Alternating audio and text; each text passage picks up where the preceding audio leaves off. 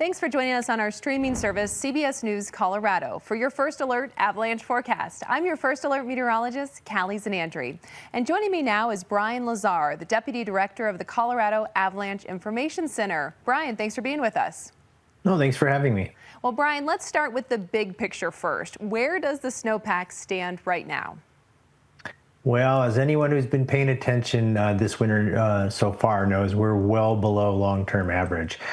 Here's a statewide map that shows snow water equivalent compared to long-term median throughout the state of Colorado.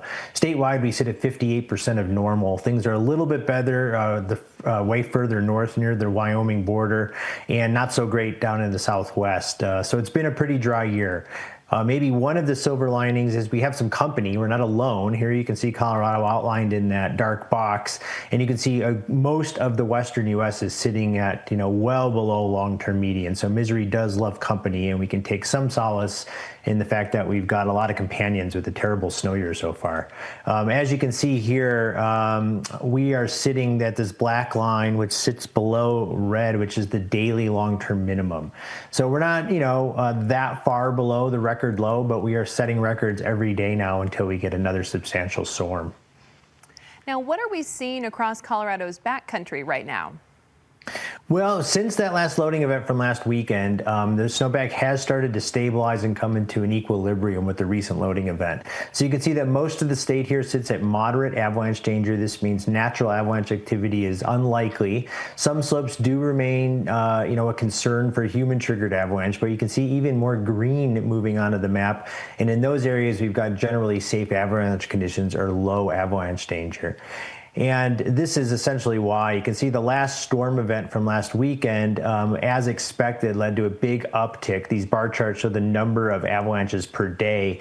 And that last storm led to a big uptick in the number of avalanches that we saw throughout the weekend. Since that snow has left and the drifting has subsided, you can see we're on a steady decline in terms of the number of avalanches that we've created since the last loading event.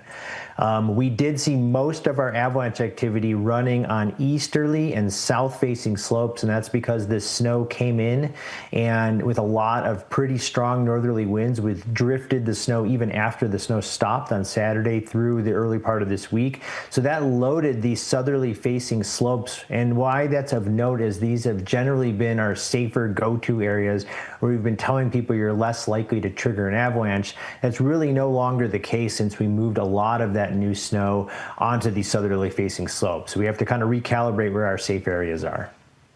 Now, Brian, you mentioned weak layers buried 1 to 2 feet down. Why is that depth particularly concerning right now? Yeah, and so this is a general snowpack. The snowpack structure does vary depending on where you go in the state, but any weak layer within the top, kind of 3 feet of the snowpack remains susceptible to human-triggered avalanches. And so the structure does vary, but if we take big, broad brush strokes at it, essentially we've got our recent storm snow from last weekend that is sitting on our upper weak layer. And the upper weak layer is the weak layer that formed during our January drought that we just buried over the weekend. Most of the avalanches are breaking in this upper part of the snowpack because they're the most easy to trigger. But we do have a variety of weak layers in both the middle of the snowpack from Christmas rain events, from January drought events, and we have weak basal facets or depth hoar near the ground. And why this is important is if we get any avalanche to release in the upper part of the snowpack, it does have the potential to gain enough volume and step down into these larger weak layers. We didn't see a lot of this kind of activity, but we did see some, and so we still want to point out that it's a concern, particularly on those northerly and east-facing slopes, which harbor these weak layers in the middle and bottom of the snowpack. And so what that leaves us with is this persistent slab avalanche problem. So the northerly facing slopes are still shaded as potentially dangerous because those harbor those middle and lower weak layers. And now you can see that the persistent slab problem is expanded into southerly facing slopes, in some cases even on the south facing slopes at upper elevations. And these avalanches are growing large enough to bury, injure, or kill a person. Here's what most of these look like. The key here is the most dangerous slopes are those that received all the wind drifting. We have the weak layers pretty much everywhere, and so what we're missing in the more safe areas is the slab.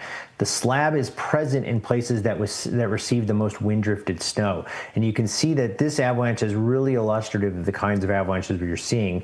Wind-loaded slopes right below ridge lines.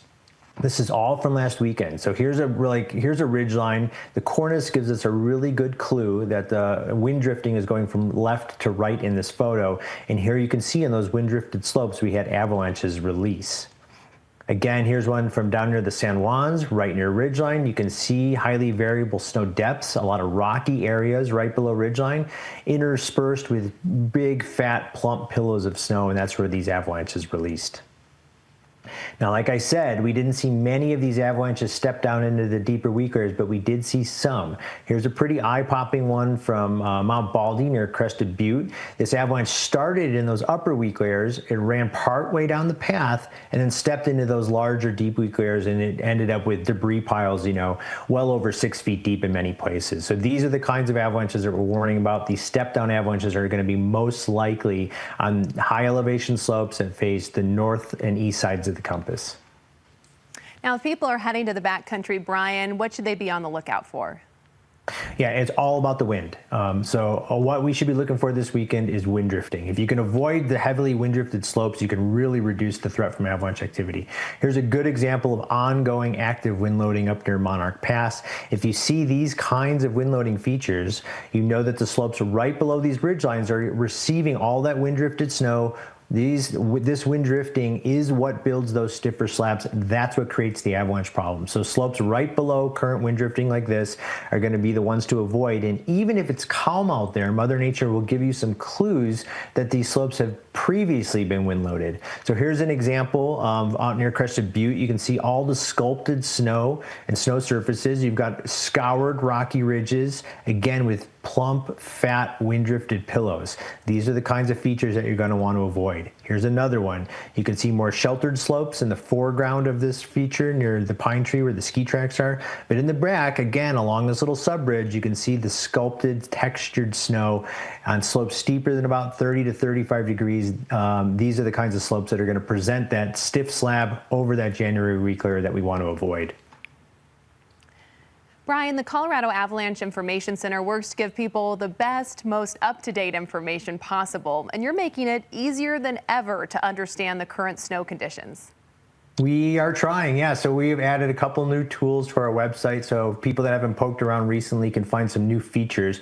We did put all of our weather stations, so we ingest hundreds of weather stations, not only the ones that we maintain, onto our webpage, but you can find that we now have a new weather stations map, which is real-time data. It shows you where the weather stations are. You can pull up all the real-time telemetry, so that's a really good improvement I encourage people to check out. We have improved our avalanche accident data display, so you can check that out and look at avalanche data, avalanche accident data and statistics over time. The media gallery has been improved, so it's a really good way to search for and find images that are either illustrative of the problems that we're encountering, or if you just need some good avalanche imagery. And then we did make some upgrades to our avalanche field report. So, a series of updates to our website, which hopefully makes getting information and interpreting the information easier for the public. Yeah, now we just need a little bit more snow. Well, thank you so much for joining us, Brian. And remember, you can see your first alert weather forecast every 10 minutes on our streaming service, CBS News Colorado. Just download the CBS News app, and we'll see you back here next week for your first alert avalanche report.